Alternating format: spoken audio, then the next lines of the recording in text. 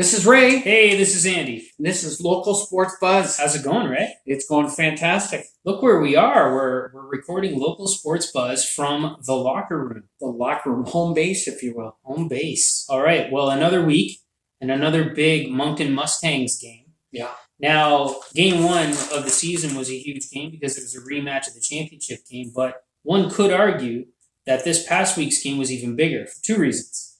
Number one, because they were facing a Halifax team that absolutely whooped the PEI team in week one. So two undefeated teams. And number two, you were the head referee. I was the head referee in this game. And some would say that the best athlete on the field was wearing number 36. Okay. Some would say that. Yeah, I'd say the numbers are low, but perhaps. Perhaps. Let's talk about this football game. All right. So, like you said, we had two potent offenses meeting up together for week two of the season. The two quarterbacks, of course, we got Dan Comfort with Moncton. We talked about him quite a bit. Yep. And then we also got Micah Brown, the quarterback for Halifax, yes, who put up 6 touchdowns the week before in week one. So you knew this was going to be a high-scoring football game. Absolutely. Right? Anyways, let's talk about the game. So in the first quarter, both teams traded touchdowns. Mm-hmm. Both teams marched the ball downfield and ended up scoring touchdowns. In the second quarter, though, there was a disaster on the football field. Yeah.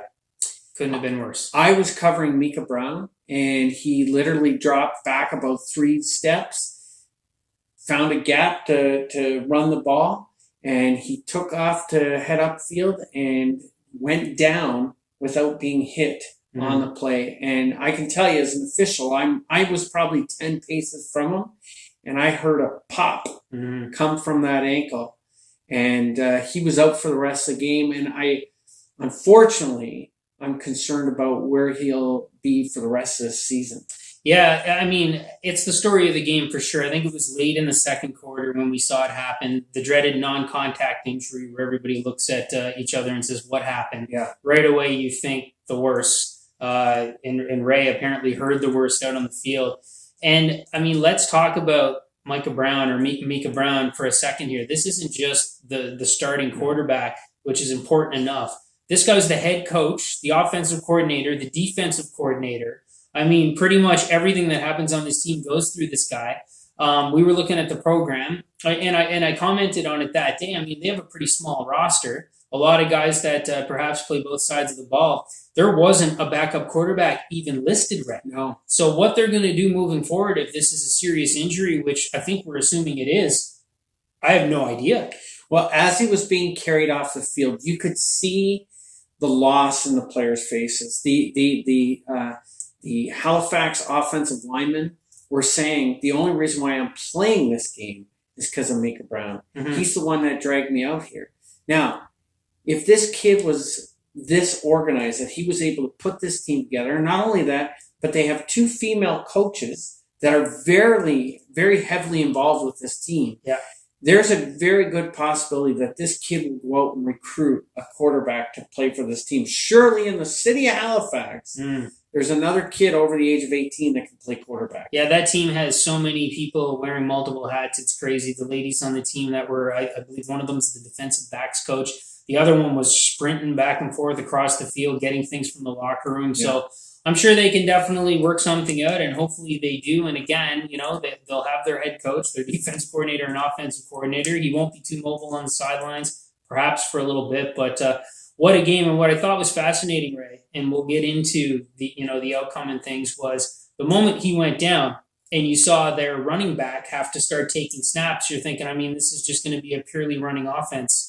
Well, the Mustangs, I think, took their cue on the whole running offense thing for the remainder of the game.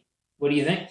Absolutely. I mean, Mustangs came out in the second half, and in the second half, on a play very early in the second half, Dan Comfort was moving the ball downfield, threw a ball out to the wide side of the field. It was picked off, returned for the length of the field for a touchdown. Yeah. And then after that, the Mustangs turned to number 34, Aubrey Ellis. And this kid literally took the second half. Absolutely. Aubrey Ellis, I mean, the numbers for a running back, the number rushing yards on the ground is unbelievable. We'll talk about those in a second.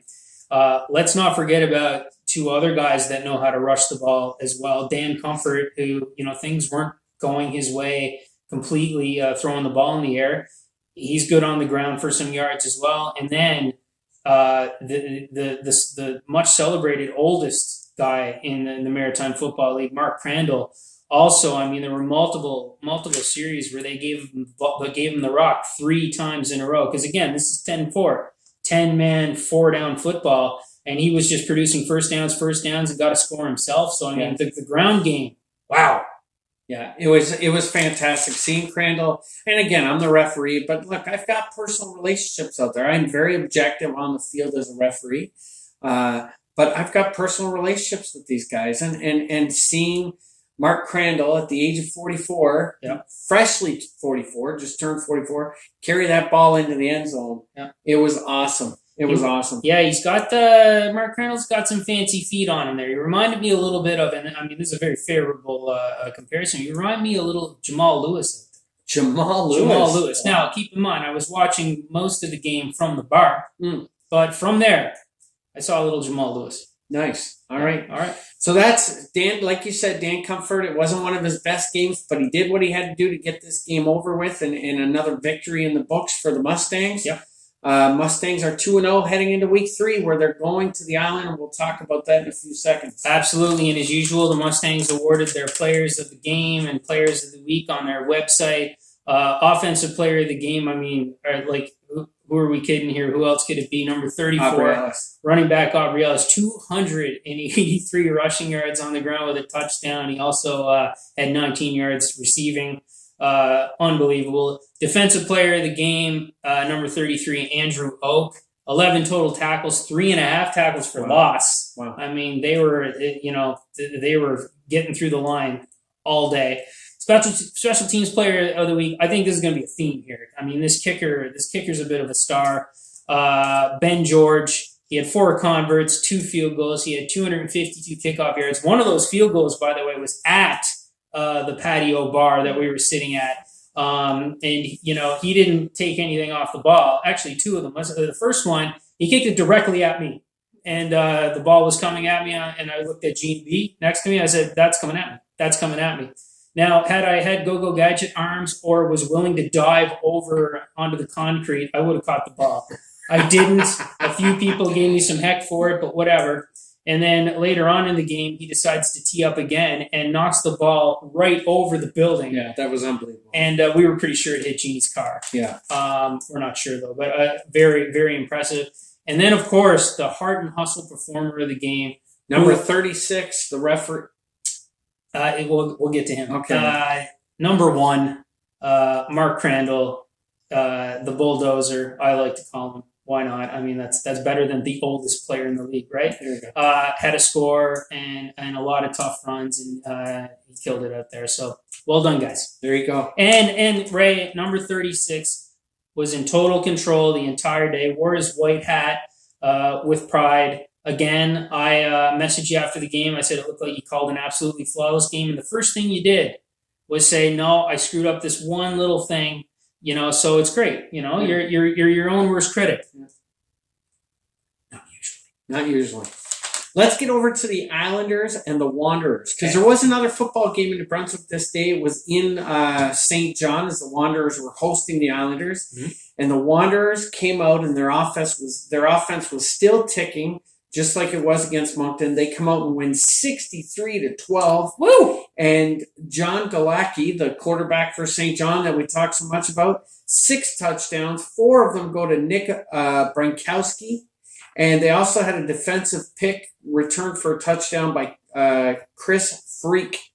Chris Freak. That's a cool name. So now the Wanderers and the Mustangs are 2-0. I think it's going to come, based on what we saw from Halifax and the quarterback going down. Yeah. It really looks like we're teeing up another Wanderers and Mustangs championship. It will be interesting to see what team ends up hosting the championship this year. For sure. But Moncton definitely has the advantage on that. This weekend's games, guy, coming up is Moncton is at PEI, 2 o'clock at the Terry Fox Complex. And St. John is down in Halifax at 1 o'clock on Saturday, playing at the St. Mary's Huskies Stadium. Awesome. So if you guys happen to be on the island this weekend, go check out the Mustangs game and cheer them on.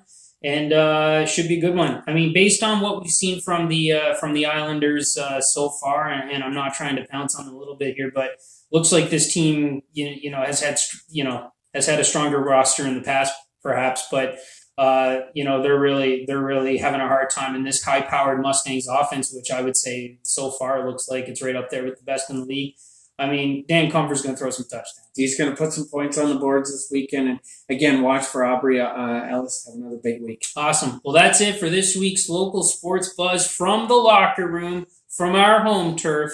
You know where to find us. FirstDownSportsPodcast.com or search First Down Sports literally anywhere. YouTube, where you download your podcasts, you name it. Google us. You'll find us. We'd like to hear from you. Have a good week. Have a great week.